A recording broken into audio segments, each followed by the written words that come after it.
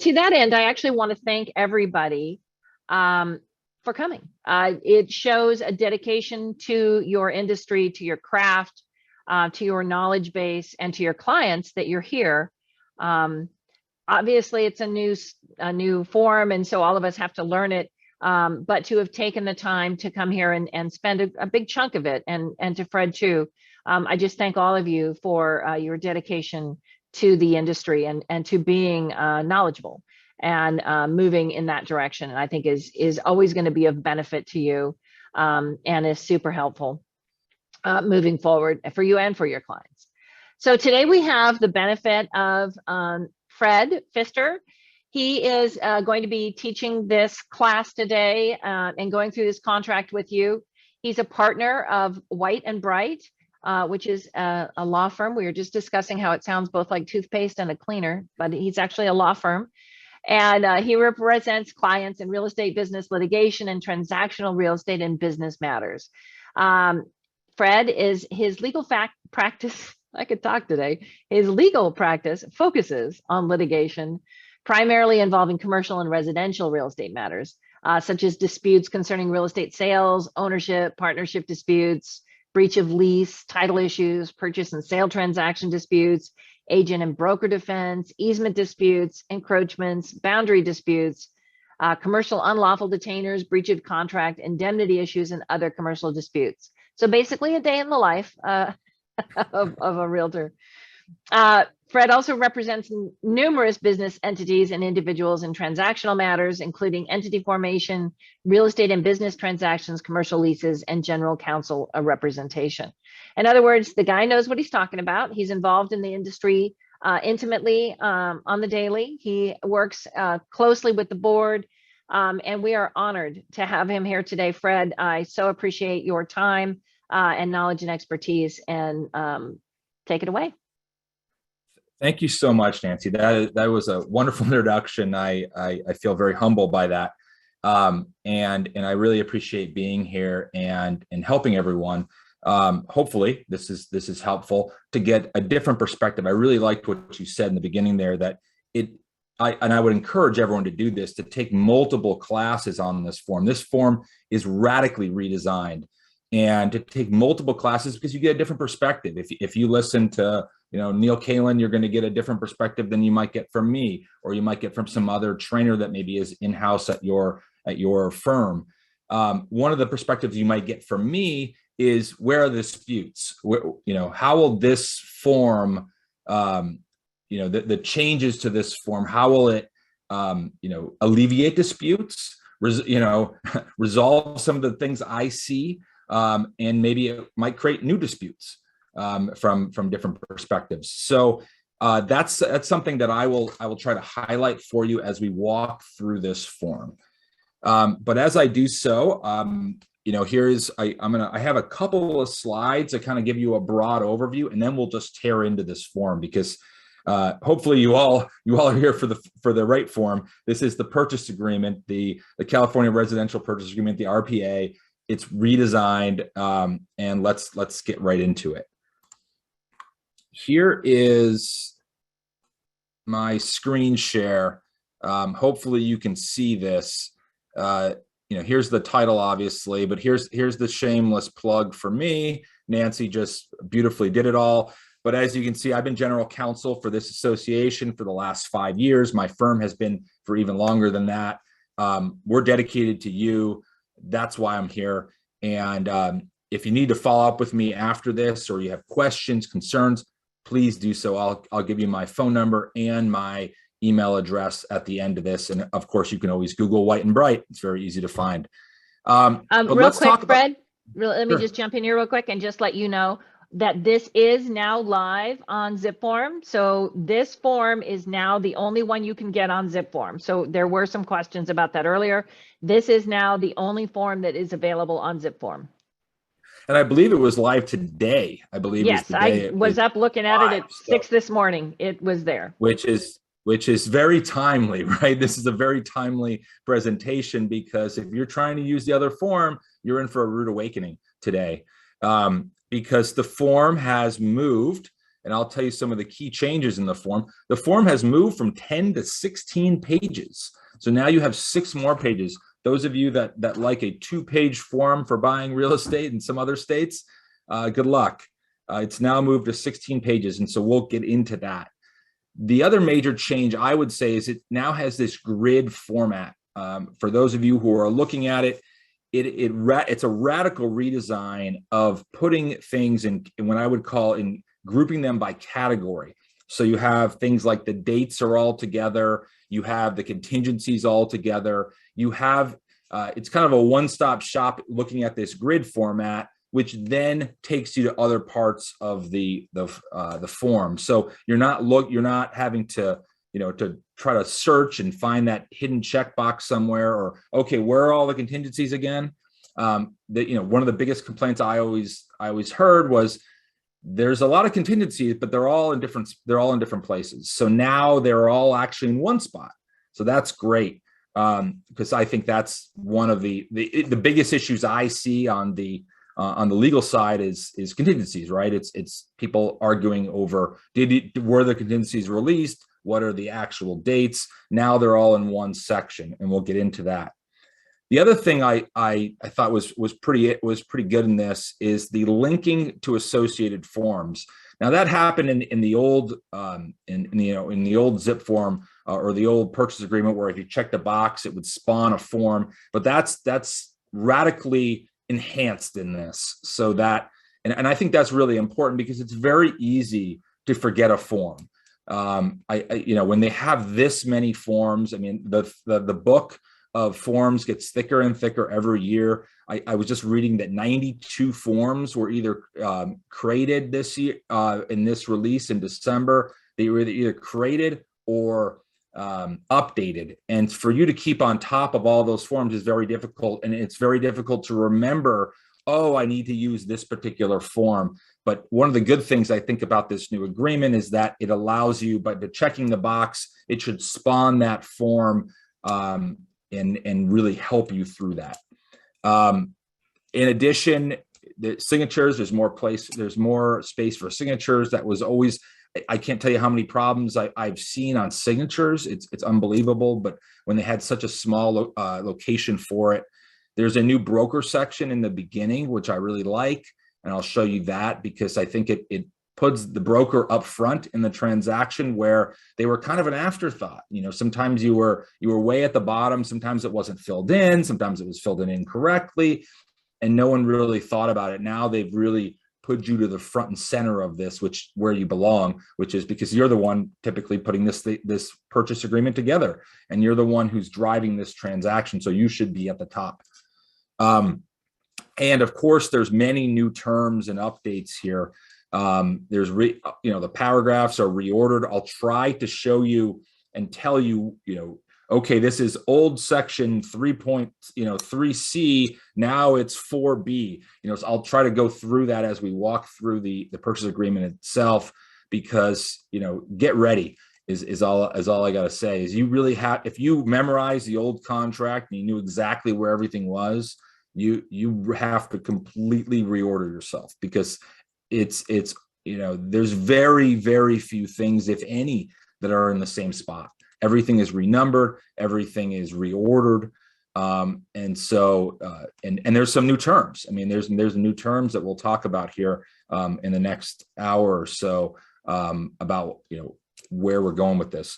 Now, I want to let you know that this is part 1 of the RPA training. It's so redesigned that we're actually going to do part 2 in 2 days. So as Nancy said, if you signed up for this one, you will also have to sign up for the other one. They're different Zoom links. So if you find this useful and you want to see the second half of this form, please go sign up for that one. By necessity, I'm going to try to go through almost the entire grid, if not the entire thing today. And then the second half on Thursday will be mostly the second half of the form after the grid, which is things like liquidated damages, the arbitration clause, signature blocks, those items that are at the end of the form and actually are highlighted in a different way. So let's get into it. I'm going to stop the share of my presentation, and I'm going to go right into the form itself, because there's no substitute for having the form in front of us. And let's see how I can screen share that. Okay. So hopefully you all can see this. This is your new RPA. You're going to love it. As Nancy said, it is live today on Zip Form, so you can't even use the old form. I've heard that almost all licensees use Zip Forms. That no one's really using the paper. So if you go into Zip Forms today, you're going to be forced to use this brand new form. So that's the good news. The bad news is you might not have looked at this yet, and so hopefully you will learn from this today, and you will do some work on your own to really get familiar with this, and also help people in your office that didn't take this class today. So let's start with the beginning of this form. The beginning here actually looks fairly similar, right? We have the hopefully you can see my highlights here, but we have the here's 1221, and we have the offer. Now, when you first look at the offer, you're going to see something that looks a little different, right? Where's the purchase price? The purchase price, I promise you, has not disappeared, and you will still be able to include it. But it is not in the beginning of the document. It is now in that grid. So it used to be in 1C, but now it's moved to 3A of the purchase price. You will see something that's a little bit different here, though. You will see two new items that are in here. One is the assessor's parcel numbers. So now we want more than one assessor parcel number. In the past, it was it listed for one parcel, but as some of you know, when you're buying properties, oftentimes there's more than one parcel, more than one tax parcel that goes with a particular address. And oh, by the way, look at this new issue right here. Postal address may be different than city jurisdiction. Those of you that live in county areas and have been dealing with this for many years, you know that sometimes, for instance, I'm in Escondido right now. Our office is in Escondido. There are parts of outside of Escondido that are not actually in the city of Escondido that the address says Escondido.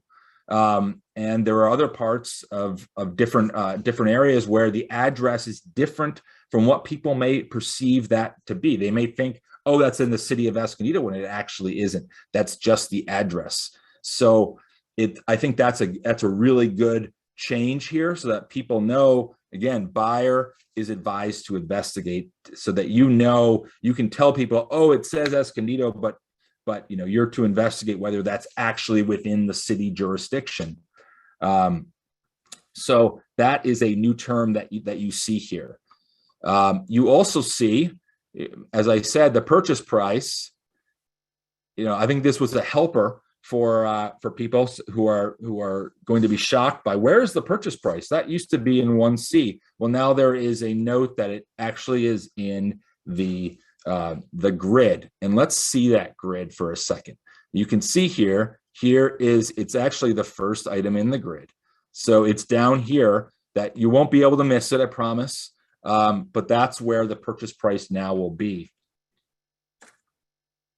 But that is a new statement up here as to where to look for the purchase price. Now you'll also see, where's that close of escrow date, right? Where the removal that used to be in 1D, correct? And now it has been moved. So close of escrow now has been moved to the grid. Everything, as I said, everything is in the grid. All the statement. The best way I've heard people say it is that all negotiable terms are in the grid, which is great, right? That was a major problem, I think, with the old form, is that someone could go on page 5 and edit something, and it might not trigger in the mind of the seller or the seller's agent, but now all the negotiable terms are in this grid. So for instance, close of escrow. You will also see close of escrow there. You have the same options that you had before, which is, days after acceptance or a date certain. I think most people are using a certain number of days after acceptance, whether it's 30, whether it's 45, whether it's something shorter than that, but they're generally doing that rather than a date certain. But that's good. Just going back up here, because as the way I'm going to present this today is I'm going to go line by line. I think that's the way to do this because of there's so many changes to this agreement and there's such reordering that sometimes I'm going to say, well, it's similar. So, things haven't really changed all that much. Well, this section hasn't changed all that much. It still says that you're going to get that Form AD. It still tells the parties that they're going to get that Form AD, but it says something else. It says that it's essentially giving advice to the agents here that they're not required to give their AD form to the other party. So that's almost a highlight for the agents more than anything else. It's almost a reminder to you that, you're not obligated to give the one form to the other party. So that's a small change, but again, you have to, there is the AD form regarding the agency relationships. So what's next? Next is 2B, and this is the part that I was talking about on my opening there, where I said I really like this, and I said it puts the agents up front and center, right? It puts them in the beginning of this contract. It puts them here where you have their license number. It lists who the seller's brokerage firm and the buyer's brokerage firm. Finally, they've updated this to make it. For years, I always had a problem with. So many people had a problem with. Am I the listing agent or am I the selling agent? Which one am I? Now I think it's a lot clearer. There's the seller's brokerage and the buyer's brokerage, not the listing brokerage. Or, I think people understand who the seller is and who the buyer is, and to confuse people by saying I'm the selling agent, that was always, I think, a confusing item. This is fixed, maybe once and for all, but I think it's hopefully fixed here. So what we see here is here's the seller's brokerage firm, here's the seller's agent. You can obviously check if you're representing both parties as a dual agent, and also put your license number. And again, you're right here, you're bolded, you're right at the beginning of this contract, so they know who is the agent, who is the brokerage. It's not hidden at the end of this form. So I really like that. I hope you will as well. Again, it puts you front and center on this. You also have this section here, where of course if you represent, if there's one or more brokerages. This is a new section again. This is great because there's often times where you have more than one brokerage that represents a party, particularly maybe on a high-end property, that you have two brokerages, and this allows for that in a native format. You don't have to, oh gosh, I need to remember to include that form. It's right here. It's right here in the RPA. All I got to do is I got to check that box. I got to check this box here that we represent more than one, and check the other box, and it should dynamically in zip forms create that ABA form. It should automatically populate the ABA so that then you can fill that out. And this is what I think is so powerful about this new document, right? Because in the past, you would have to do something like that. You would have to think about, oh wait, I got more than one brokerage, so I have to remember to include that form. And guess what? You might forget. Right? It's very easy to forget something like that when you're scrambling to get an offer out, or you're scrambling to do a listing and you got 15 other things that you have to worry about. Here, it's going to automatically populate it for you. So that's great. And this is something that it transcends the entire agreement, where you have, if you click something like that, it automatically populates it in zip form. I know it did some of that before, but this is very powerful in this agreement, because there's 60 forms that are referenced in this agreement.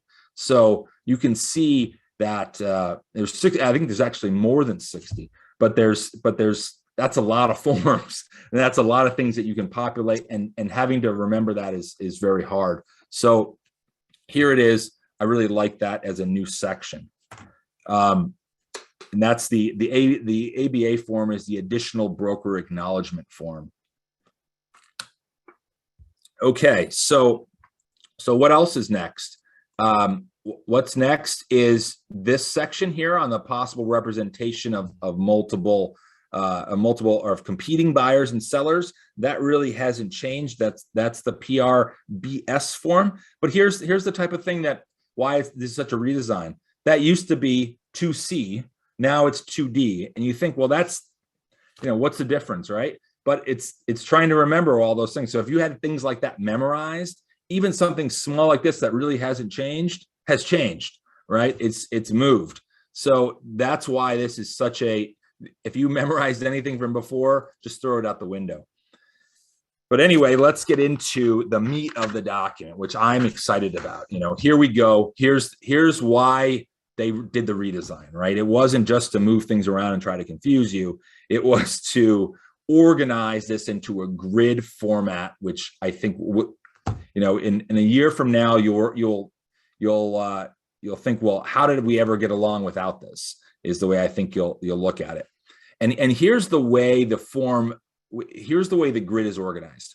First, it's organized by what is what I would call the reference number. So for instance, the purchase price is actually 3A. So that's how you would say that. The purchase price is in section 3A, and it goes down in a linear format here.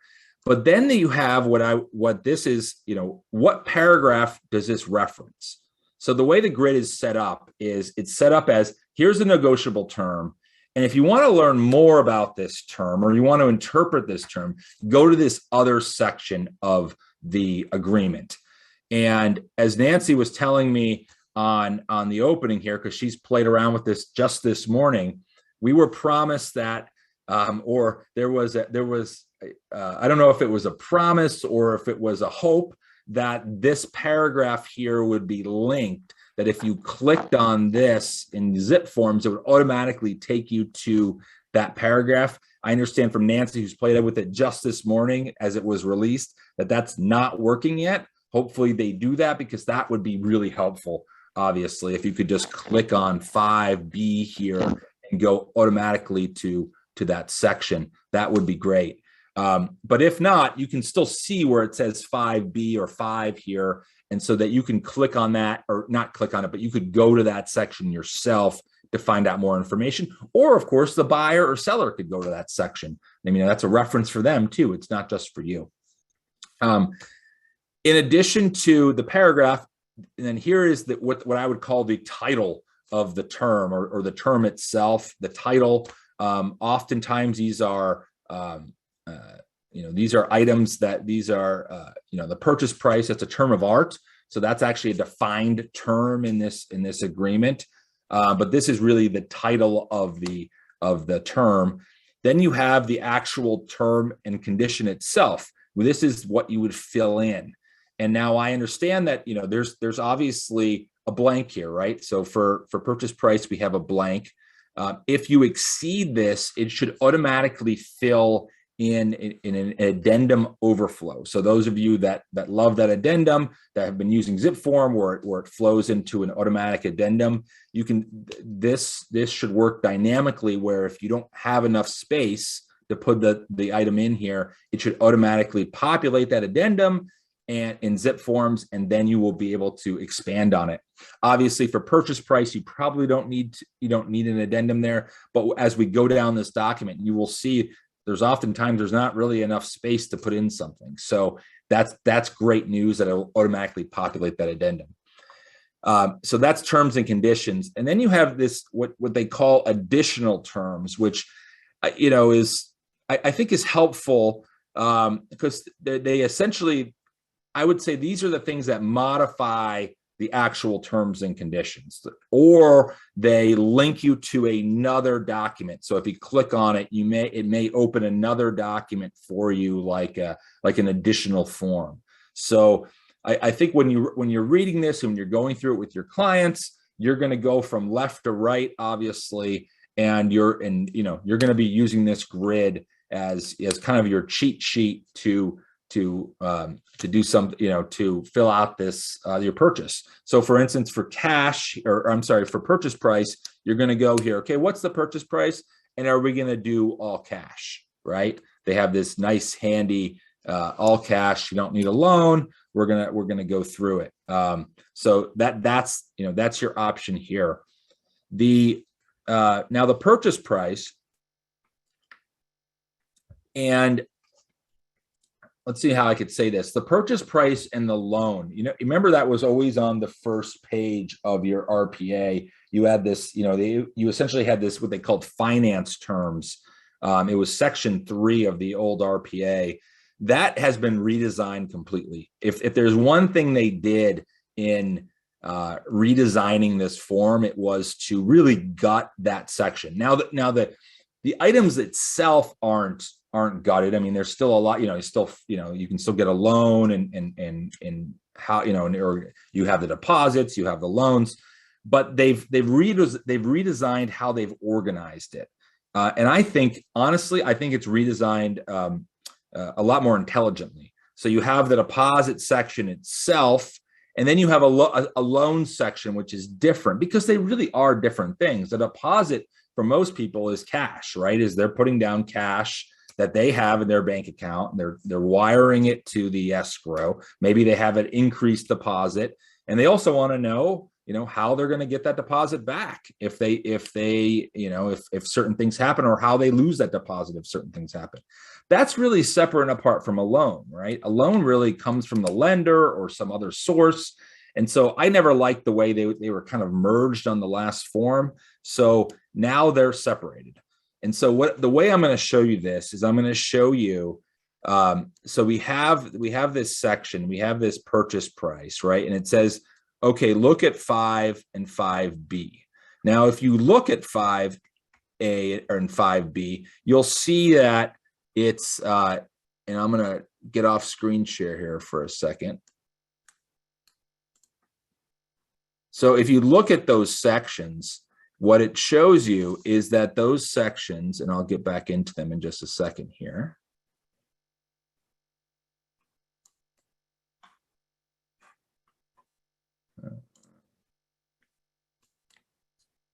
Okay, hopefully we can see this section here. And if we can see 5, you'll see, hopefully you all can see this. Section 5 here is now talking, 5A is talking about the deposit, right? So the purchase price is referencing you to the deposit, right? I think that's a good thing, right?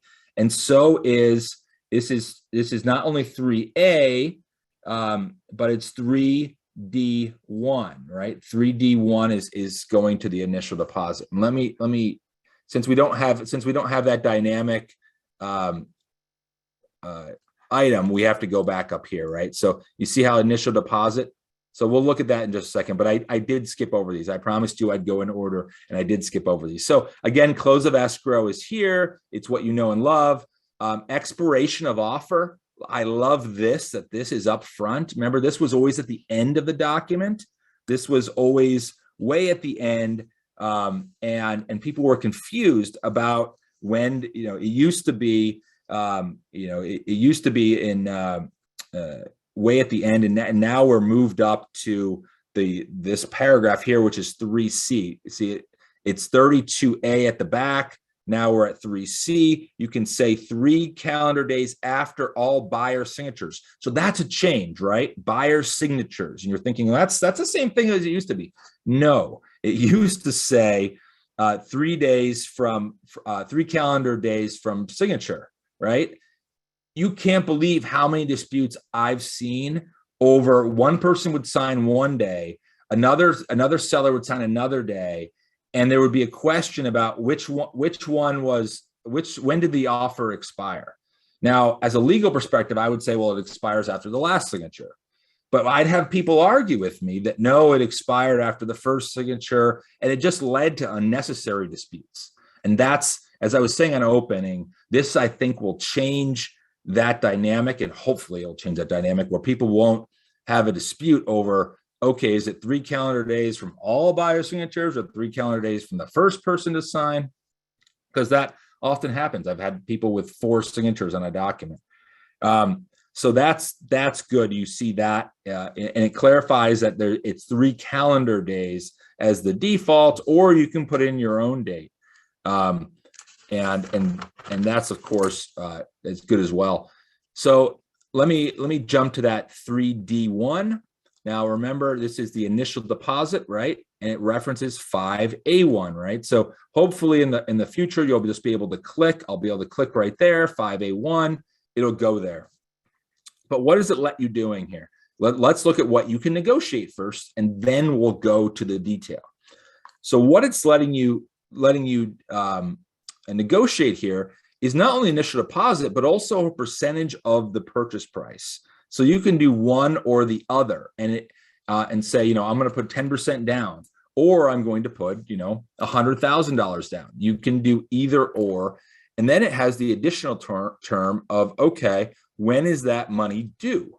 Well, it's due within 3 days, or if you put something in there, business days after acceptance by wire transfer. That's a new issue, right? In the past, you had the option of, sending a check in or doing something like that. Now the default is wire transfer, because I think almost all transactions, I can't remember a transaction in the last couple of years where wire transfer wasn't the way that the escrow wanted it.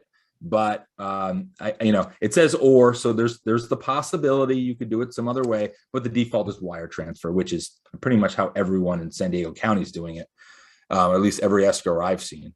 But anyway, let's go to 5A1 so we can see the detail, right? This references the detail. So your client, or you can say, hey, I want to look at 5A1. I want to learn more about the terms I just negotiated here. So 5A1, here we have our initial deposit. And this, it makes you comply with the escrow method, right?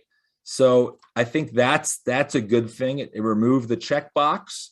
It now says just deposit it the way the escrow wants it. So I think that's a good thing. That's been your practice, I think, but now the form has now updated to your practice. I think that's another key thing to think about, the way this form has changed. They've updated the form to the practice that people are using in 2021, 2022. The way you guys are transacting real estate, the form is updating to that. And so what they're saying here is just do it the way escrow wants it, and be done with it. They're also saying, okay, here's the increased deposit. So this now is here, and look what it does. It references 3D2. Right? There's cross-referencing in this agreement. Another great thing about this agreement is that, remember that chart, or remember that grid? It referenced 5A1. Well, look, 5A1 references right back in bold to the grid. So if you start looking at detail, and that's throughout, you can see it here. Here's paragraph 3A, 3H1. Cross-referencing is great, because now you can say, oh, this is really interesting about an all-cash offer. I wonder where in the grid it references that. Well, now you know, because it references, oh, look, it's paragraph 3A1. Oh, look, the time frame is negotiated in paragraph 3H1. Great. Love it. This, like I said, in a year from now, you won't remember how you lived without this, because it has these cross references to make your life so much easier. So you don't have to necessarily memorize everything. You have cross references to send you back. But what is this talking about here? So increased deposit. The issue here is, it's going to populate this new form, the DID, which used to be I believe that used to be the RID form, but either way, this is the increased deposit form. So if you're going to increase deposit, I see this a lot more with either development property or commercial property, but it is possible, of course, in the residential world to do an increased deposit for whatever reason. But you'll note here that it says, talk about the liquidated damages, and if you're going to use that.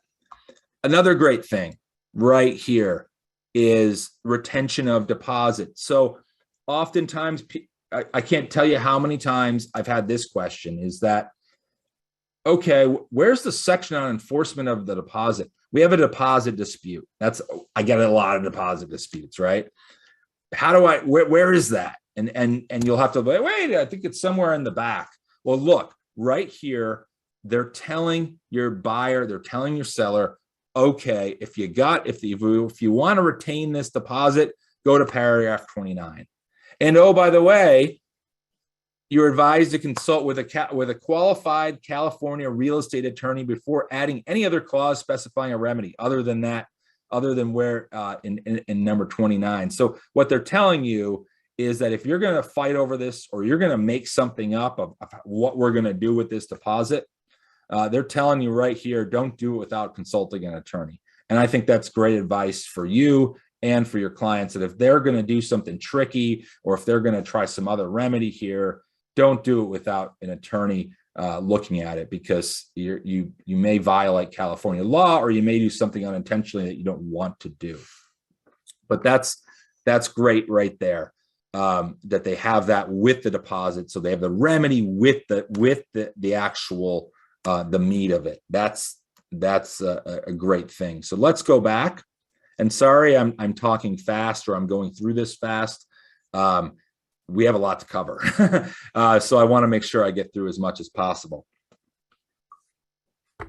So what we just looked at was that initial deposit, and here was that increased deposit. And oh, by the way, if you check the D, 3, D2, guess what it's going to do? It's going to populate that DID form, the DID, and so that you're gonna now create that form. So you can't check this. You can't do the increased deposit without populating the DID form. Great news there. That's automatic.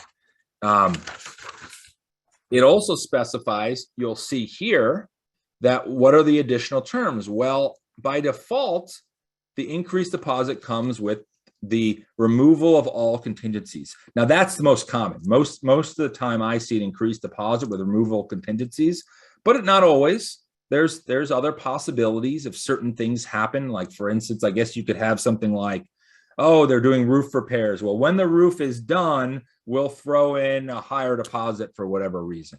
So how would you do that? You would click or down here likely, and then you would start putting something in there about that. Now, you can see there's not a whole lot of room there. So what is that going to do? Well, it's going to populate that addendum form. So it's going to populate that addendum form, and you'll be able to put in the term of when that increased deposit will come in.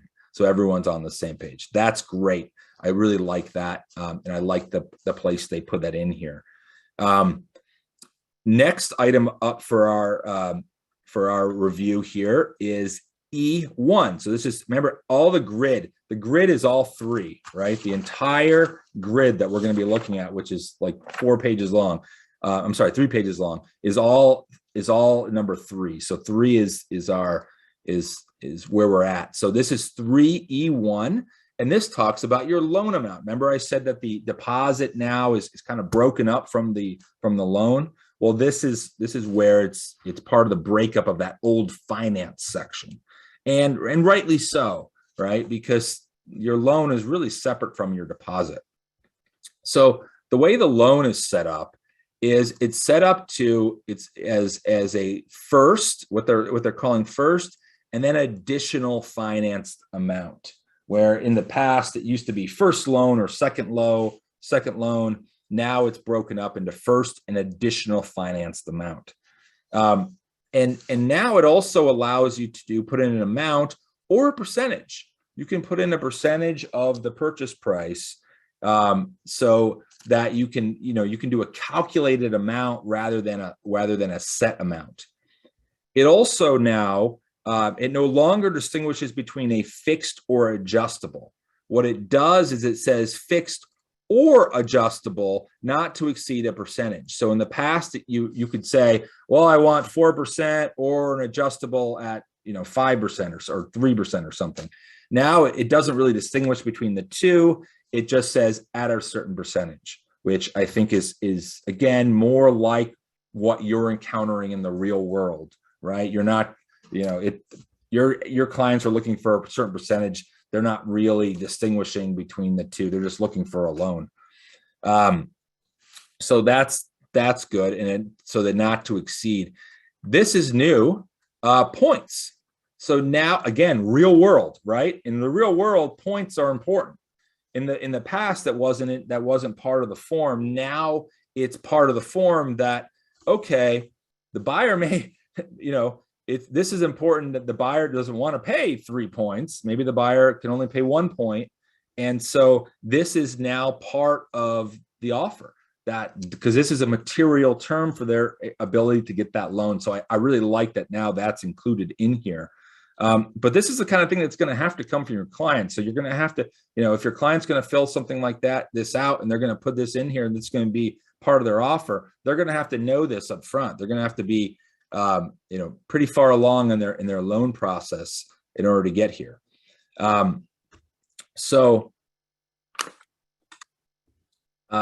We also have this FHA VA section. Now this used to be buried. It used to be in 3D3, and now it's been moved to a better spot to really make it clear that when the repairs are due. That if you have to deliver this list within 17 days after acceptance. So I like that because it kind of highlights this issue where before I think it was kind of buried. It was kind of an afterthought, the VA or the VA and the FHA. So now it's right here in the first loan. And you can also see in additional terms that if you do click these, guess what's going to happen? It's going to populate another form. So you have this right here, right in that first loan amount. It's not, it's not an afterthought. You don't have to scroll down to keep looking. It's in the same box as your first form, as your first loan. So I think that's another good thing about this. But looking at that, you can see it again, it references 5C1, right? So you can go to 5C1 and get more information. Now I'll go there just a second because I want to show you this section, which is additional financed amount, right? So the additional financed amount mirrors this, right? It mirrors the first loan amount, right? You have the additional financed amount, which is a percentage of the purchase price. You have the fixed rate, adjustable rate, not to exceed. You have the points, and you have by default, it's conventional, right? So default conventional. It's not, it's not pick and choose again. It's default conventional, or you have these other options. So I think that's good. And it references you again to 5C1 and 5C2. So let's look at that. Let's go to 5C1, 5C2. So here you go. Here's your, so again, we're in 5, C1 and C2, right? And what is it doing? It's saying this is conventional, right? As by a default, you're doing a conventional loan. And what is it doing? It's also cross-referencing you back to the form, right? It's cross-referencing you back. And it's also saying, well, if you do seller financing, if you check that seller financing box, remember let's go back up. If you check that seller financing box, what is it going to do? It's going to populate the SFA form, which is the seller financing form. I know a lot of you aren't doing seller financing, but and I always tell people, try to steer away from it if you can. But if you're going to do seller financing, you're going to populate that form so you can do it. But that's great. It's a dynamic form right here in your zip forms. Okay, so we're almost at the bottom of page 1. we have this occupancy type, which is this used to be in section 9A, and it now has moved to 7A. So here's another example of, if you had it memorized in the past, good luck, because even something as benign as occupancy type has moved. But I also like this because, in the past, this was really buried. This is an example of something that was kind of hidden in the document, right? You had to find this. This shows the power of the new grid, right? In the past, you had to go look for 9A to see what the occupancy type. Now we're right here in the beginning. We're right here in the grid, and the default is primary. So the default is, I'm going to use this home for my my primary residence. That's most of your clients. I know that most properties you're selling it's going to be their primary residence, but not always, right? Sometimes it's a secondary residence, a vacation home, and or it can be an investment property. So this allows you, this new section here now allows you to really specify what type of property this is going to be, which is, I think, is helpful for the type of offer that you're putting in. And if you then go to 7A, and I apologize, I'm going to scroll there because it's not dynamically linked, you'll see that that the occupancy then is right here. It tends to occupy as, and it may impact available financing. So what is this highlighting out there? It's highlighting that it's highlighting the fact that it may be harder to get financing. And frankly, it is. For those of you that have done secondary homes or investment properties, oftentimes it's harder to get financing if it's for that purpose, rather than a primary residence. So it's highlighting that issue to both the buyer and the seller. Let's go back to our section here. We're now at the bottom of page 1. And oh, by the way, there's our balance of down payment and purchase price. They seem to kind of throw that in here. I'm glad it's on the first page, but they do seem to have kind of thrown that in here at the end. As that section is, again, it references where it is, but here it is in this section.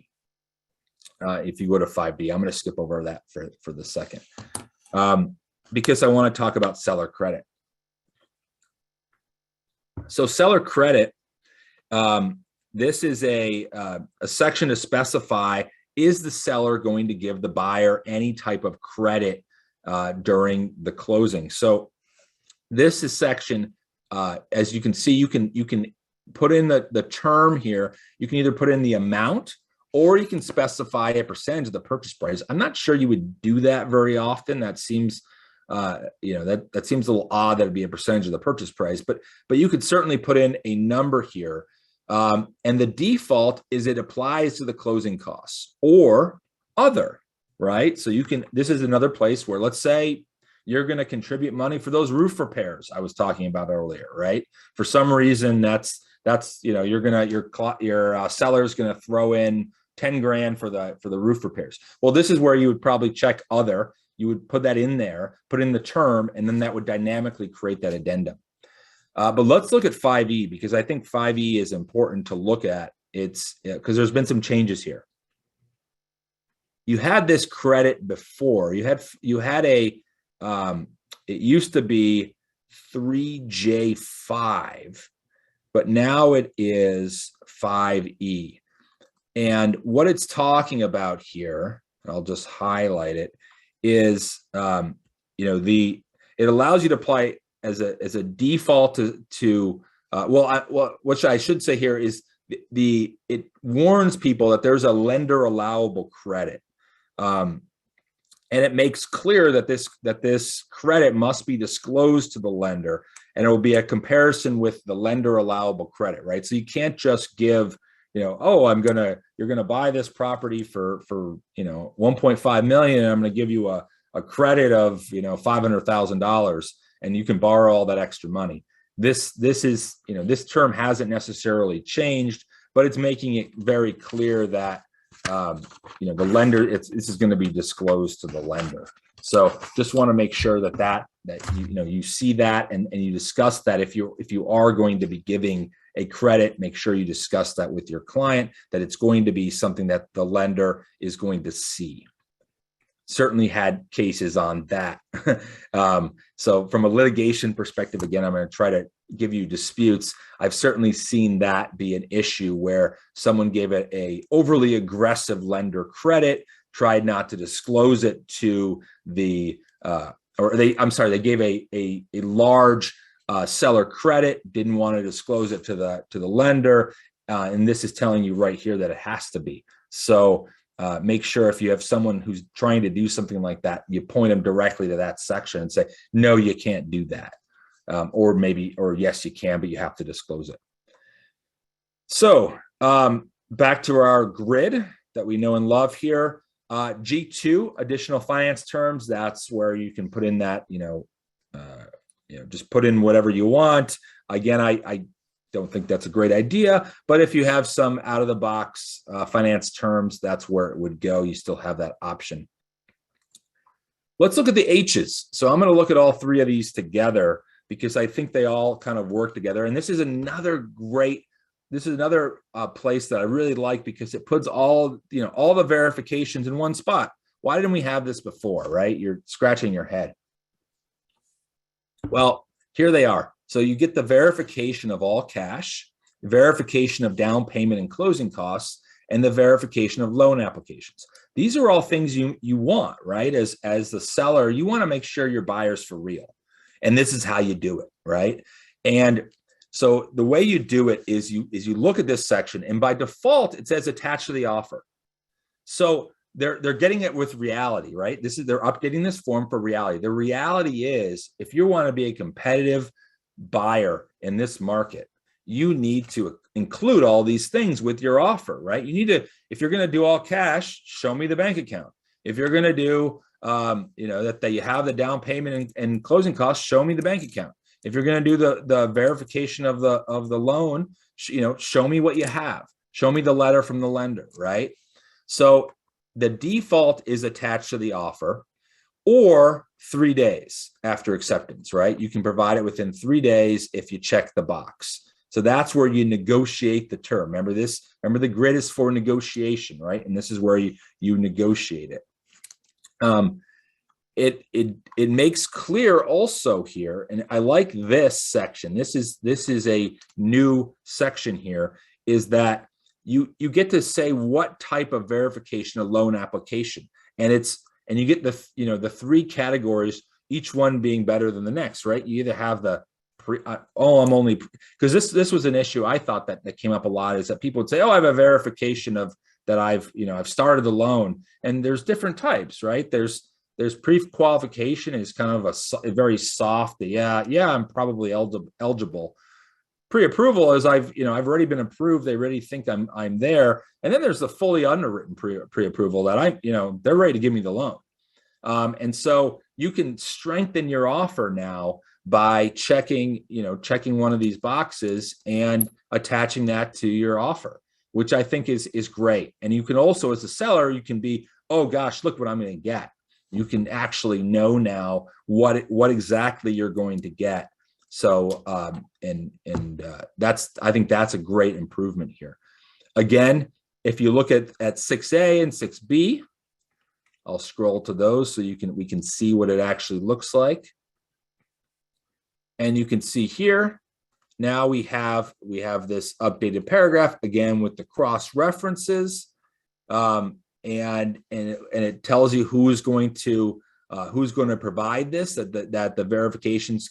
We have the written verification, the down payment, and it tells you the time specified, right? So it's not only telling you where it's cross-referencing, but it's telling you that the time specified is in that paragraph. So if you're reading this, you're thinking, okay, how many days do I get? Back to the grid, right? Which is great. So let's go back to our grid.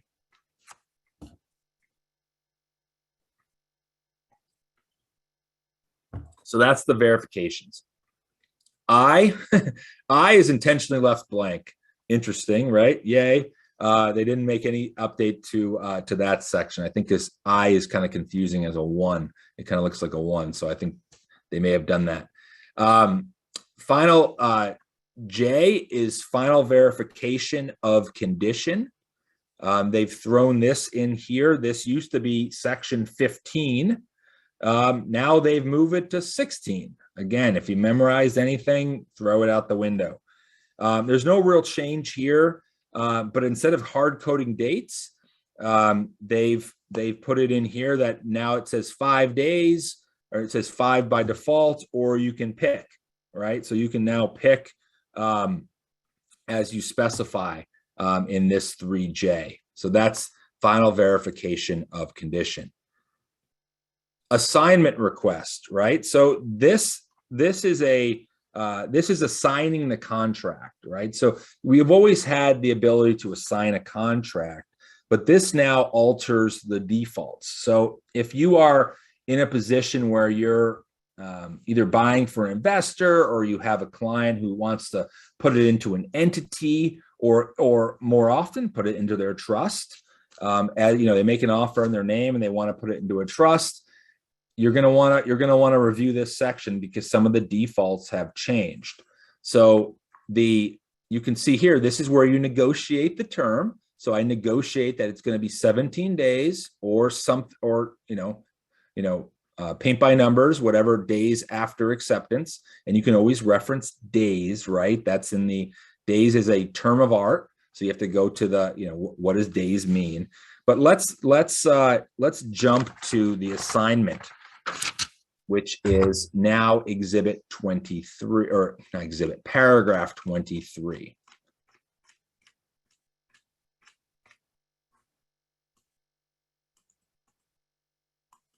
Sorry, since this is such a long document now, paragraph 23 is all the way on page, I believe this is page 12 of 16.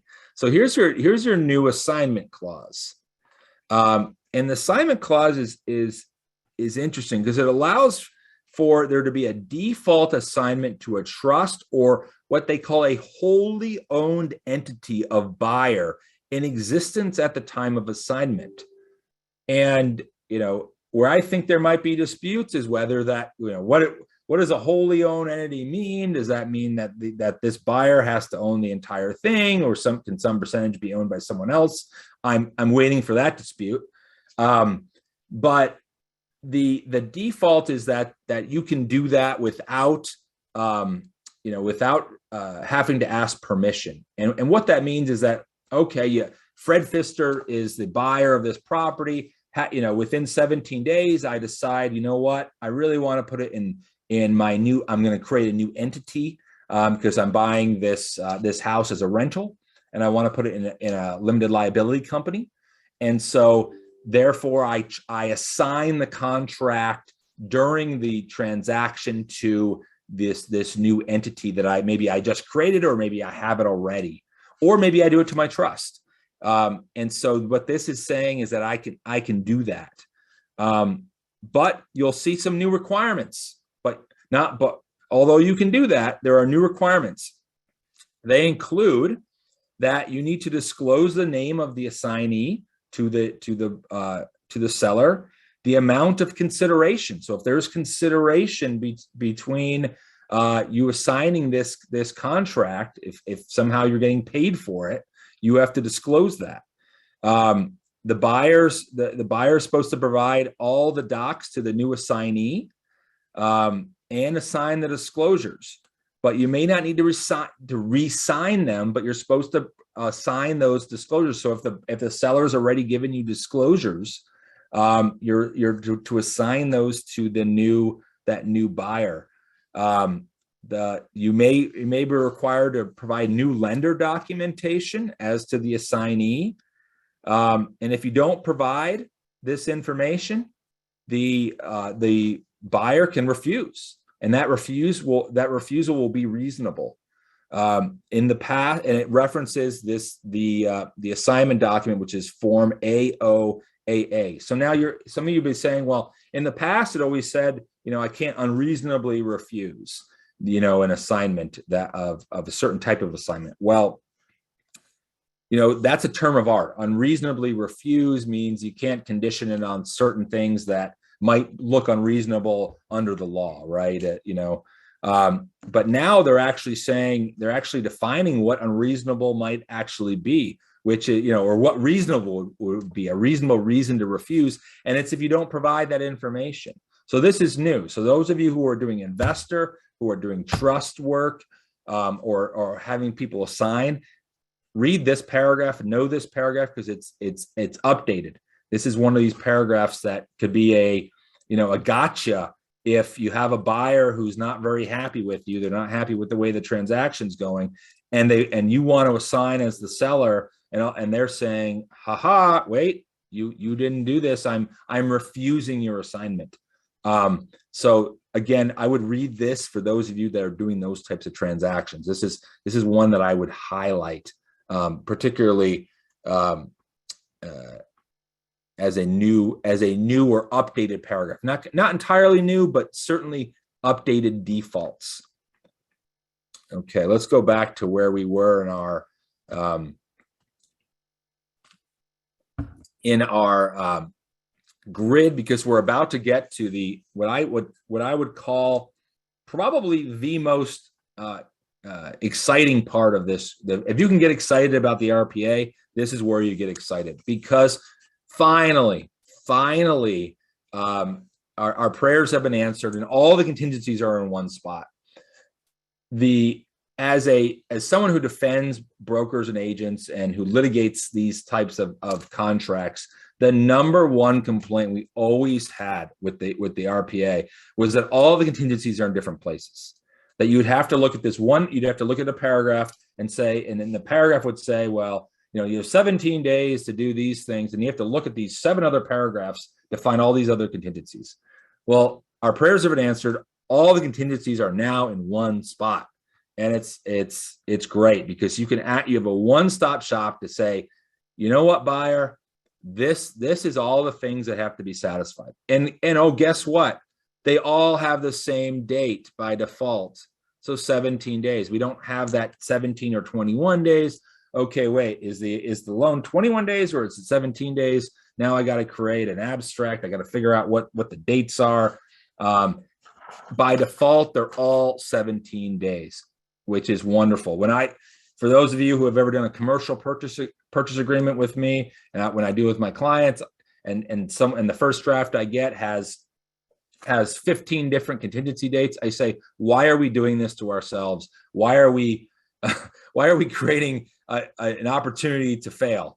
Let's just have all the contingencies be on one date. We'll do it on that date. Maybe we need more. Maybe we'll do 30 days rather than 17, but they'll all be on one date. I love that. That's what I like to see in contracts. And here it is, finally, in the purchase agreement for the residential purchase agreement. They're all 17 days by default. Okay, so let's tear into these. First of all is the loan contingency. And you can see, again, it references here. If you want to learn more, where do you go, right? And they're all in 8. Most of them are in 8 here, and then they reference additional paragraphs as you go along. But loan is 8A. You can do 17 days after acceptance, or you can check the no loan contingency. If you do so, you're obviously then you're waiving that, right? You're waiving that contingency. So that's great that it shows that section. And again, if you move to 8A,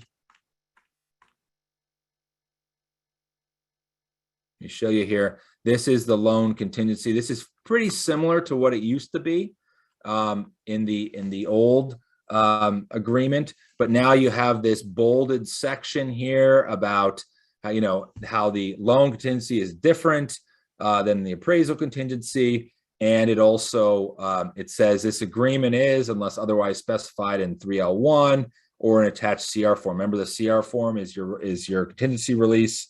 So it's telling you that this is a contingency, but very similar to what it used to be. So let's go back to our grid. We're going to switch back and forth here.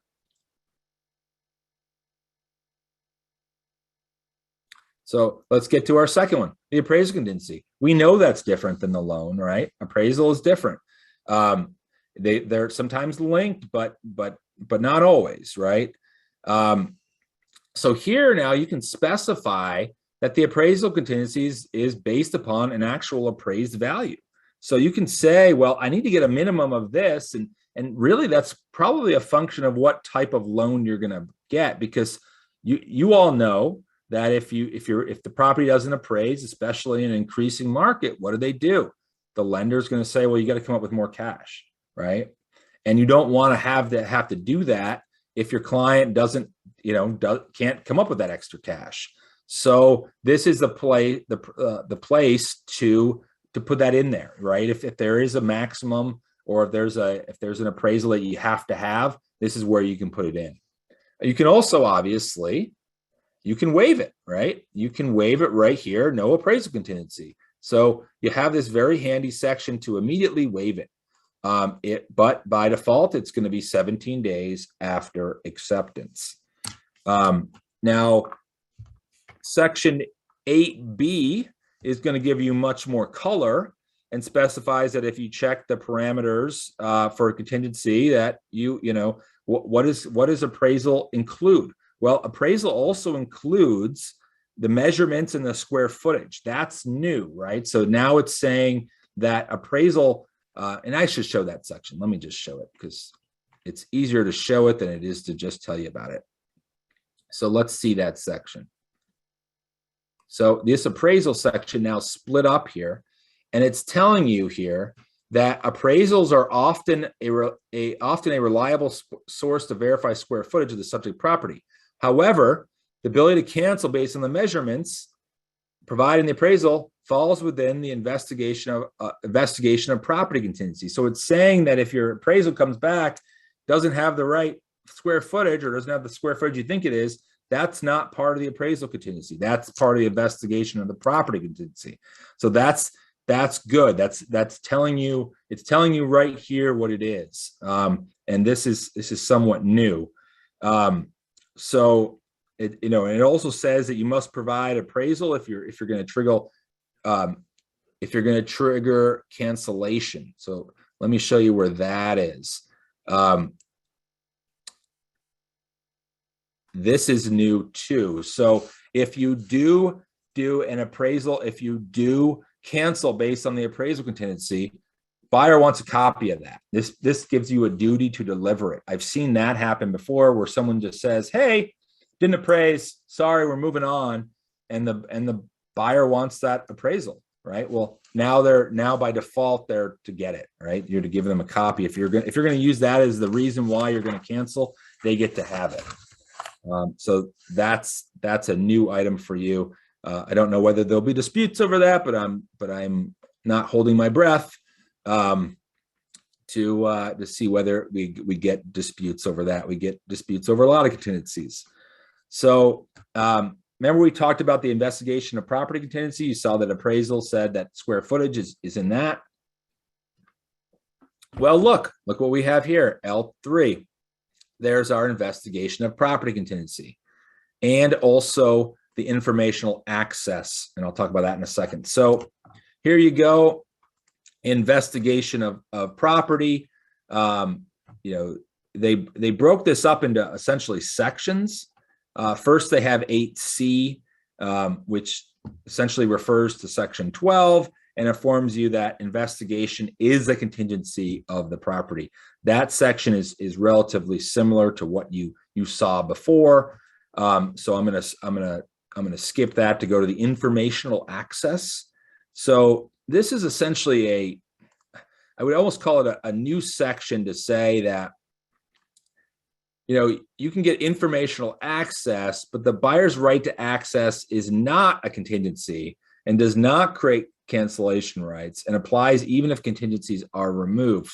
So this is that ability to get in the property. I've seen disputes over this where people say, you can't get into the property because you waived your contingencies, and they say, wait a second, I want to get in. So I think this clarifies that a bit, because it says you can get it, but I'm not sure if it really does. I think you'll still probably have disputes here. But know that that's really what we're talking about here, is this informational access, is access to the property for information purposes. I'm not sure it should be in this section, but that's where they put it. Oh, and while we're looking at this, I want to point you to this removal or contingency of waiver here.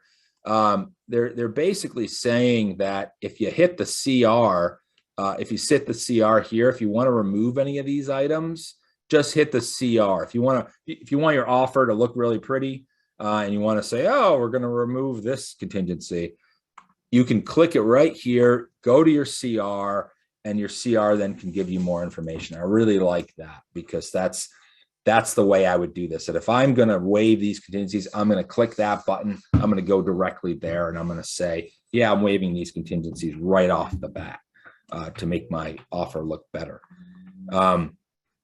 So what else do we have here? We have the review of the seller documents, which hasn't changed all that much, except for it adds new documents. So I'll move you there in just a second. But you still get the 17 days or 5 days after receipt, whichever is later. But let's look at 14A really quick.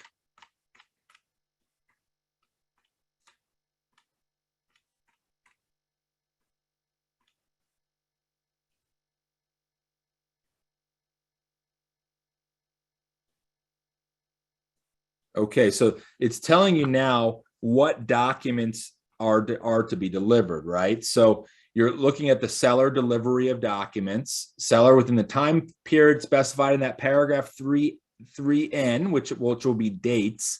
They're to deliver all reports, disclosures in these paragraphs. So it's cross-referencing these paragraphs. And now, what are these paragraphs? Each one you can go to specify exactly which document it is. So the way this will work now is you have your contingency, what you can negotiate in contingency. It then references this time frame, and then each one of these paragraphs has a specific document. So for instance, 9B6 is the leased or liened items. Think of solar, for instance. 11A is the TDS and the NHD. 11B is the lead disclosure. 11C is home hardening, and you can just go down the list of the defensible space, and so it specifies which documents have to be delivered, and these will all hopefully self-populate as you go through this purchase agreement. So 11M, for instance, known material facts, which are insurance claims. 13A, preliminary report. So all these documents should be linked as part of what you're going to then disclose. So let's go back. Hopefully that was a helpful explanation of that grid and how that works with the disclosures. So I think the good thing is that it's here. It's not buried anymore. You can actually see it as part of the contingencies. Okay, review of seller documents. It takes you to the actual place where those documents are. Preliminary title.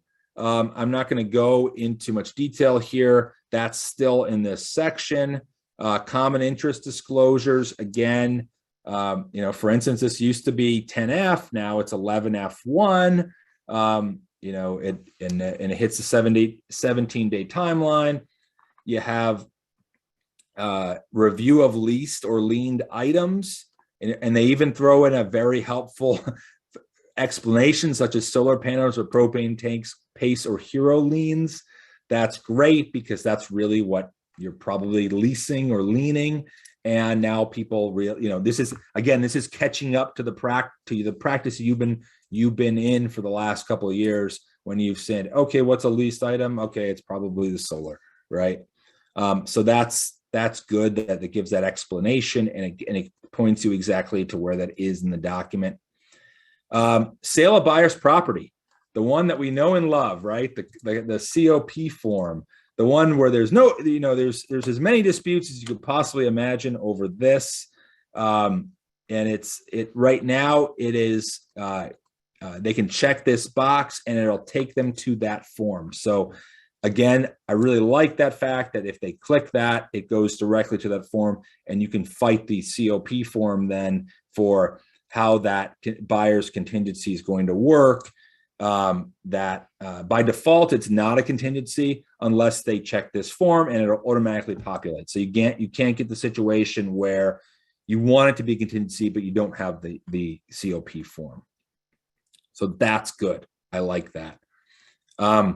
Possession, right? So now we're moving up this. We're talking about, when do I get my property? When do I get to move in? So it's a subtle change here, but instead of saying close of escrow, now it is notice of recording. So sometimes those are different. For those of you where they've said we're closing escrow on Friday, but we're not recording till Monday. Well, this may help you specify as to what exactly when that time of possession will be, or it can be in the attached TOPA form, which is a new form. So if you have an attached TOPA to this, you can review that as to when the time of possession will be. If you have a seller occupied or vacant units, this steers you to that SIP form.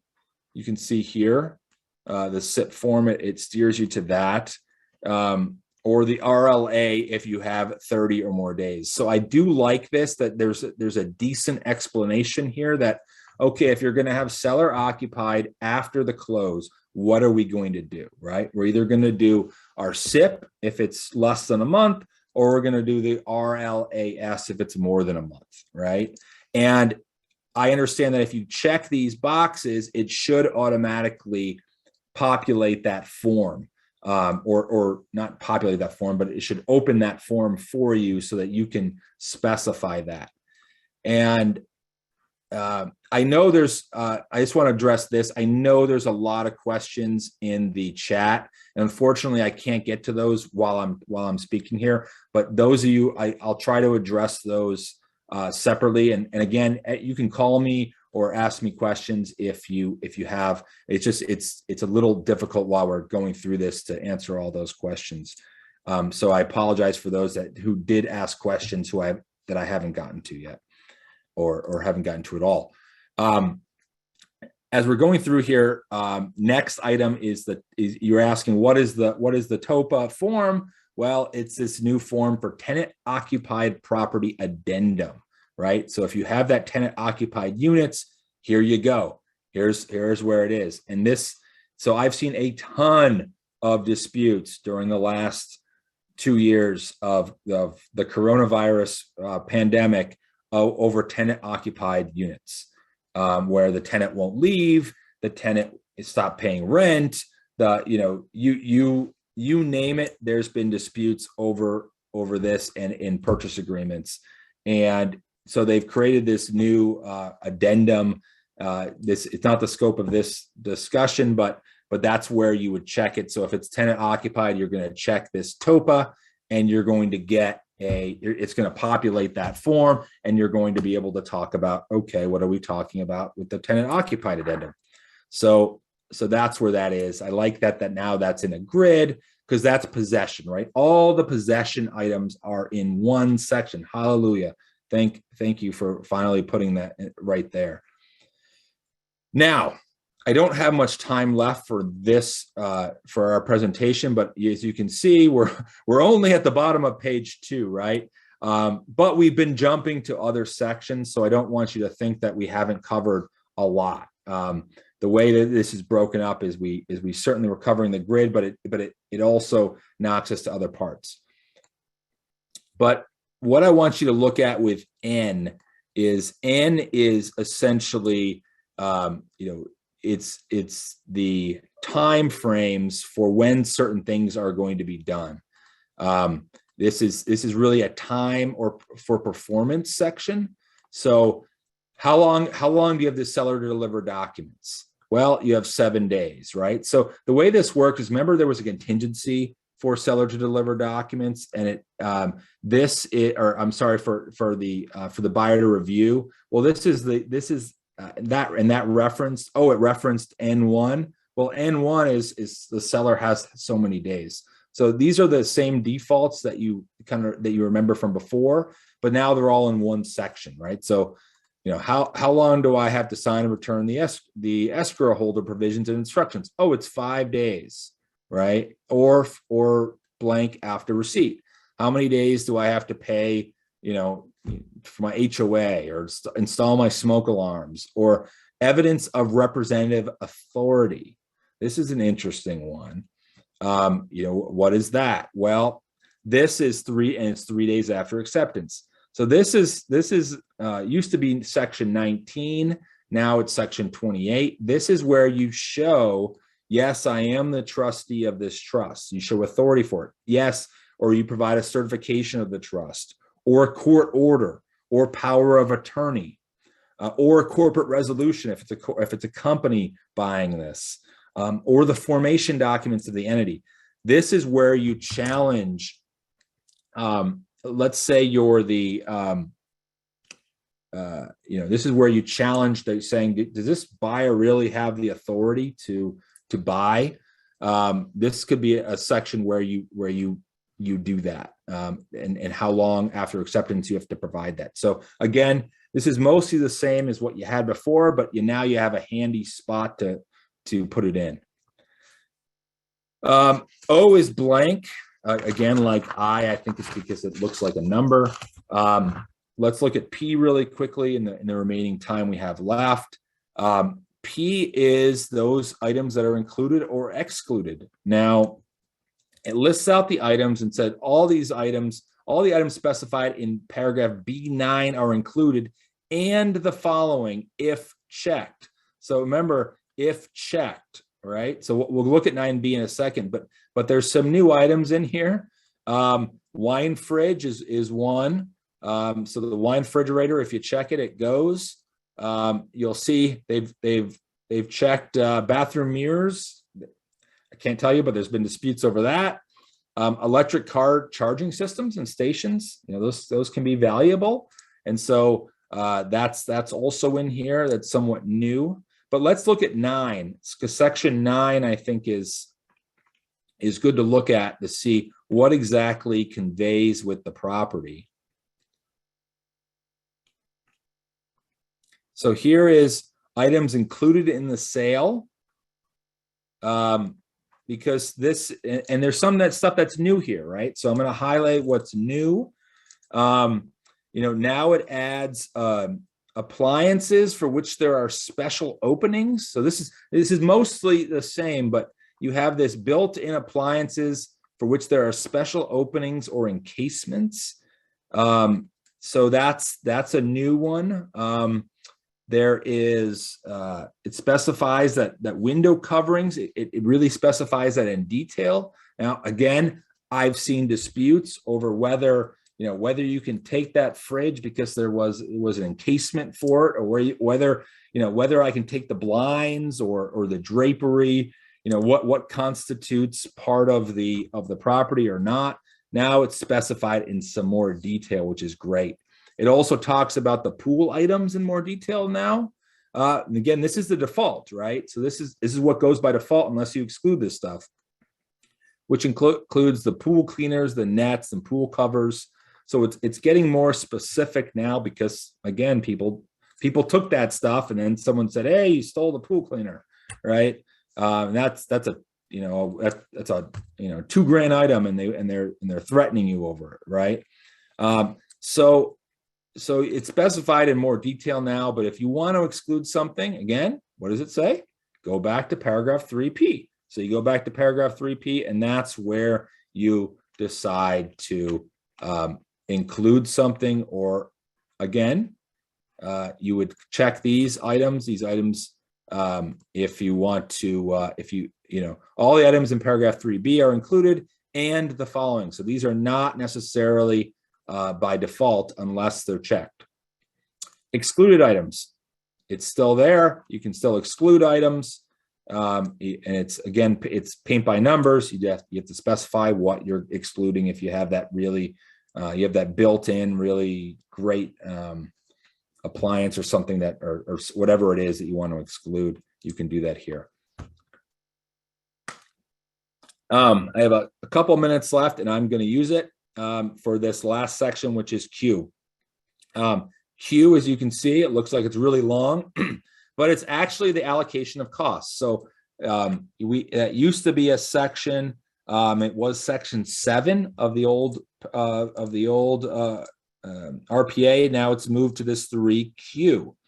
And what does it say? It says who's going to pay for what, and then it references where that section is. So, for instance, the natural hazard disclosure, who's going to pay for it? Is it going to be paid for buyer, seller, or both? It lets you have these immediately. It lets you have these paint by number reports, which, think of an engineering report, geotechnical report, roofing report. That's where I would put something like that in there. If you're allocating costs for that, that's where you would put that in. Who's going to pay for the smoke alarms, the government required point of sale, the escrow fees here.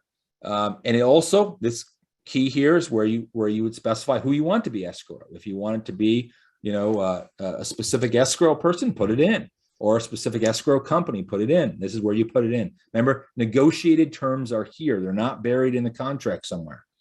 Same thing for title insurance. Who's going to pay for it? And, if we're going to have a specified title company, here's the place to put it. This is an interesting one. So remember I said these are all negotiable terms? Well, you'll notice there's nothing for you to check on buyers, lenders, title insurance policy. It just tells you who's paying for it. It just says it's going to be the buyer. There's no selection here. And then it says, unless otherwise agrees, the buyer is going to pay for it. So even though it's not a negotiable term necessarily, they've put it in here. And I think they've done it because they want all the allocation of costs to be in one section. So I like it, but it isn't consistent with the other things, which are, everything else is somewhat negotiable here. The taxes, but here again, here's another spot where it says who's going to pay for it, right? And it's not negotiable. It just says this is who's going to pay for it, right? This is going to be paid for the buyer. This can be paid for by the seller. And the last items before I close here, HOA transfer fees, who's going to pay for it, private transfer fees.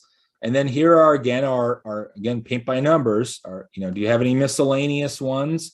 Here's where you would put it if you have miscellaneous. And then you also have the home warranty. It allows you here to specify what type of home warranty plan, who's going to pay for it, and the cost not to exceed. Right. So you can put it all in here, all one-stop shop for the home warranty plan. Oh, and by the way, it references 10C where you can get more information about it. You can also waive it here. Sometimes people don't want a home warranty. They don't need it. They don't want it. They don't want to pay for it. They don't want to get the credit for that. So you can click right here and say you waive it. So it's very clear that you've actually waived that. You just haven't left it blank. In the past, it was essentially you left it blank. Now you can actively waive it. I like that. And of course, this section R here is if you wanna do something and add some other terms to this contract, they've allowed you to do that, right? They haven't taken that ability away from you. You put it in here. You probably will populate an addendum. I would suggest if you're putting in new terms, is my last statement, is if you're putting in new terms into an agreement, I would generally consult with an attorney before you do that, because you may not want to do that. You might unintentionally change something that that you don't want to do. So we made it to page 3. I know we said we would get to page 6, but we made it to page 3. I think that is, but we did jump around to other pages. So hopefully we got through about half of this agreement, but you can see what a radical redesign this was. That this is a major change. And I know that some of you have put questions into the chat. And I apologize that I haven't been able to get to them because there's so much information here that I really wanted to make sure we got to as much as possible before before the next session. But I really strongly encourage you to come to the next session. You can see that we actually made it. Well, I took that off, but if I show back the screen share, I'll just show for 1 second because I want to show you something that, look, we actually did make it through the, we made it through the grid. So we're at this top of page 4, we're out of the grid, right? So we went through the entire grid with part 1. Part 2, again, is on Thursday, 10 a.m. You'll see me again. I'd love to show you the rest of this agreement, including those liquidated damages, including the arbitration, including the remainder of the document. So I hope to see you all then. And like I said, please follow up with me. Let me show you my, I'm going to stop share for a second. I'm going to show you my contact information so you have it. Let me give it to you real quick. So there's my contact information. I'm Fred Pfister. There's my email address, and there's my phone number at White and Bright, and there's our email address. So please get in touch with us for your broker issues, for your agent issues, for your client issues. We'd love to help you. I'd love to help you, and I really appreciate all of you. And hope you stay dry today in what is a very wet San Diego. So thank you, everyone.